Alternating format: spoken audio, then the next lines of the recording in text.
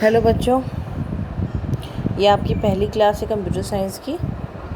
जैसे कि आप लोगों को पता है कि पाइथन आप लोगों का लास्ट ईयर से कोर्स में आया है 11th-12th में। तो अभी मेरे पास या वैसे इंटरनेट पे भी बहुत ज़्यादा कंटेंट्स नहीं है पाइथन के लिए, कोर्स मटेरियल्स वगैरह। तो उसमें मुझे थोड़ा टाइम लगेगा जिसमें मैं बेस्ट से बेस्ट कोर्स निकाल कर आपको प्रिपेयर करा सकूँ। तो तब तक के लिए हम लोग जो है वो यूनिट 2 स्टार्ट करते हैं। यूनिट 2 में आपका कंप्यूटर साइंस है, कंप्यूटर नेटवर्क्स का टॉपिक है जो आपको सिलेबस में मैंने भेजा हुआ है। आपने देखा होगा यूनिट 2 में कंप्यूटर नेटवर्क्स का टॉपिक है। तो अभी पहले हम लोग वो कवर करेंगे। तो आज आप लोगों की पहली क्लास का वीडियो है। इसमें आप लोग के टॉपिक्स जो हैं वो हैं evolution of networking, ARPANET, internet, interspace, different ways of sending data across the network with reference to switching techniques, circuit and packet switching, right? So सबसे पहले तो नेटवर्क होता क्या है उसके बारे में जानते हैं हम लोग। नेटवर्क हर उस जगह पर पाया जाता है जहाँ पर दो या दो से ज़्यादा कंप्यूटर्स या कोई इलेक्ट्रॉनिक डिवाइसेस कनेक्टेड हो। ठीक है, जैसे the collection of interconnected computers are called an computer network. आप यहाँ देख रहे हो एक डायग्राम बनाया है। इसमें 4 कंप्यूटर्स हैं। इसमें कनेक्शंस दिखाए गए हैं कि सारे कंप्यूटर एक दूसरे से कनेक्टेड हैं। तो कंप्यूटर नेटवर्क फॉर्म हुआ, यानी 2 computers are said to be interconnected if they are capable of sharing and exchanging information. कहने का मतलब ये कि कंप्यूटर्स कनेक्ट क्यों करते हैं हम, या तो अगर हमें कोई इन्फॉर्मेशन एक दूसरे को शेयर करनी हो, कोई डेटा शेयर करना हो, कोई पेरिफेरल डिवाइस है जिसकी शेयरिंग हमें देनी है, तो इन सब चीज़ों के लिए हम कंप्यूटर नेटवर्क बनाते हैं। ठीक है, क्या बेनिफिट्स हैं इसके? रिसोर्स शेयरिंग का मतलब वही हुआ जैसे मैंने बताया आपको। सपोज़ करो हमारे पास 10 कंप्यूटर्स हैं, प्रिंटर एक ही है। तो क्या आपको जब भी किसी कंप्यूटर से डेटा प्रिंट करना होगा तो प्रिंटर्स अलग अलग ले जाकर आपको कनेक्ट करना पड़ेगा, टाइम टेकिंग है। या फिर आप नया प्रिंटर परचेज़ करो सारे कंप्यूटर्स के लिए तो उसमें कॉस्ट काफ़ी ज़्यादा आपका बढ़ जाएगा। तो यहाँ पर क्या है कि आपने एक ही प्रिंटर को कई मल्टीपल कंप्यूटर्स के साथ जोड़ा। ठीक है, राइट। तो एक ही प्रिंटर यहाँ पर सारे कंप्यूटर्स से अगर जोड़ दिया गया है, ये एक नेटवर्क के साथ ही पॉसिबल है। तो आप इससे बेनिफिट क्या है कि आप एक ही रिसोर्स को, यानी एक ही प्रिंटर को आप सारे कंप्यूटर्स के साथ यूज़ कर सकते हो। मतलब ये कि किसी भी कंप्यूटर से अगर हमने प्रिंट का कमांड दिया तो हमारा प्रिंटर से प्रिंट आउट आएगा। तो यहाँ पर रिसोर्स शेयरिंग हो गई। दूसरा, रिलायबल मीन्स आप अपने किसी भी फाइल को, किसी भी डेटा को आप मल्टीपल मशीन्स पर रख सकते हो, सो दैट कि अगर एक मशीन ख़राब भी हो गई, कि कोई प्रॉब्लम हो गई, तो आपका डेटा लॉस नहीं होगा क्योंकि आपका वो एक से ज़्यादा कंप्यूटर्स पे सेव है। तीसरा, कॉस्ट फैक्टर का मतलब ऑब्वियसली जैसे मैंने आपको बताया कि आप अलग अलग कंप्यूटर के लिए प्रिंटर्स अलग अलग परचेज़ करो। यहाँ पर क्या है, एक ही प्रिंटर से सारे कंप्यूटर्स का काम हो जा रहा है, तो ऑब्वियसली कॉस्ट फैक्टर है, तो कॉस्ट रिड्यूस करता है आपका, है ना, क्योंकि रिसोर्स जो है वो शेयर किए जा सकते हैं। एंड कम्युनिकेशन फैक्टर मीन्स आप नेटवर्क को एक कम्युनिकेशन मीडियम की तरह यूज़ कर सकते हो। आप कोई मैसेज आप एक दूसरे को भेजना चाहते हो कंप्यूटर्स के थ्रू, नेटवर्क पे पॉसिबल है। आप किसी तरह का डेटा एक एंड से दूसरे एंड पर भेजना चाहते हो, वो पॉसिबल है। कुछ भी चीज़ अगर एक एंड पर चेंज हुई है तो वो दूसरे एंड पर भी सेम रिफ्लेक्ट करेगी within a millisecond, क्योंकि वो चेंजेस जो है वो आपके पूरे नेटवर्क में शो करेगा। तो ये सब आपका कम्युनिकेशन फैक्टर का फ़ायदा है, राइट। चलो अब आते हैं एवोल्यूशन ऑफ नेटवर्किंग पर। सबसे पहले कंसेप्ट है ARPANET, that is advance research project agency network. ठीक है, 1969 में यूएस गवर्नमेंट ने सबसे पहले ये एजेंसी फॉर्म की थी आरपानेट, जो कि सबसे पहले यूनिवर्सिटीज़ के और डिफेंस एजेंसीज़ के कंप्यूटर्स को कनेक्ट करने के लिए बनाई गई थी। ठीक है, इंटरनेट इंटरकनेक्शन नेटवर्क। इंटरनेट आप लोग बहुत यूजली आप यूज़ करते हो, बहुत फ्रीक्वेंटली आप नाम सुनते हो, दैट इज़ इंटरनेट। आपको मोबाइल पर भी इंटरनेट फैसिलिटी मिलती है, कंप्यूटर्स पे भी आप यूज़ कर सकते हो। तो इंटरनेट बेसिकली क्या है? Internet is a world wide network of computer network. It is not owned by anybody, किसी एक का नहीं है ये। आप जो भी आप इंटरनेट यूज़ करते हो, आप किसी भी इंफॉर्मेशन को कोई भी अगर अपलोड कर रहा हो, आप उसको यूज़ कर सकते हो। आप कहीं का भी कोई भी न्यूज़ देख सकते हो, वीडियोस देख सकते हो, ऑडियो देख सकते हो। तो ये किसी एक का नहीं है, किसी सिंगल पर्सन का नहीं है, ये वर्ल्ड वाइड है।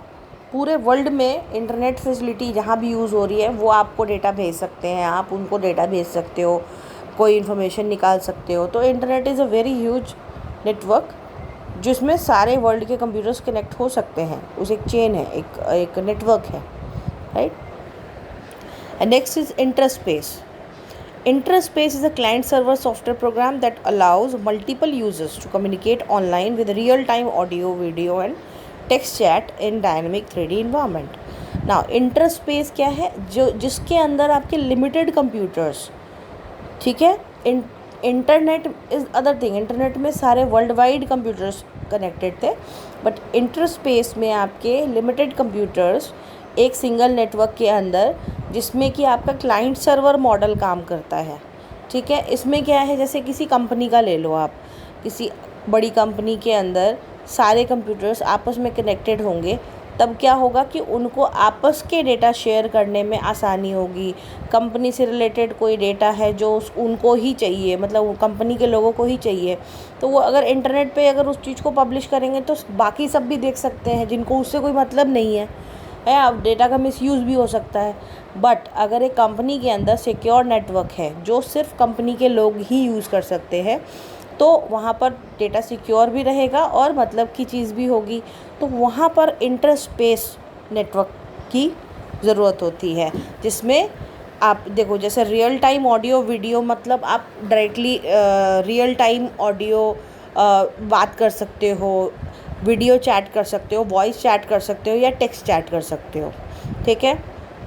जैसे आपका व्हाट्सएप भी एक तरह का इंटरस्पेस है, जिसमें आप किसी को मैसेज भेजते हो तो सिर्फ उस मैसेज को आप पढ़ सकते हो या सामने वाला पढ़ सकता है ना, वो पूरा आपका पब्लिश नहीं होता।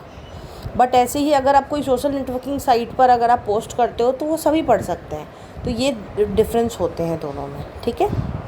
Now switching techniques. अब देखो, स्विचिंग टेक्निक्स का मतलब क्या होता है कि आप जो भी डेटा एक जगह से दूसरी जगह भेज रहे हो, उसका ट्रांसमिशन कैसे हो रहा है, ठीक है। ट्रांसमिशन में सबसे पहला टेक्निक होता है सर्किट स्विचिंग। इस टेक्निक में सबसे पहले तो complete end to end transmission path बनता है कंप्यूटर्स के बीच में, एंड उसके बाद कनेक्शन इस्टेब्लिश होती है, और जो भी आपको डेटा या मैसेज भेजना है उस पाथ के थ्रू ही भेजा जाता है, ठीक है। जो बेसिकली ये टेक्निक यूज़ किया जाता है वॉइस कम्युनिकेशन के थ्रू, वॉइस कम्युनिकेशन के लिए। जैसे आप किसी को कॉल करते हैं तो वहाँ पर सबसे पहले कनेक्शन बना, जिसको आपने कॉल किया उसके पास रिंग गया, रिंग होने पर उसने फ़ोन पिक किया, तो एक कम्युनिकेशन इस्टेब्लिश हुआ।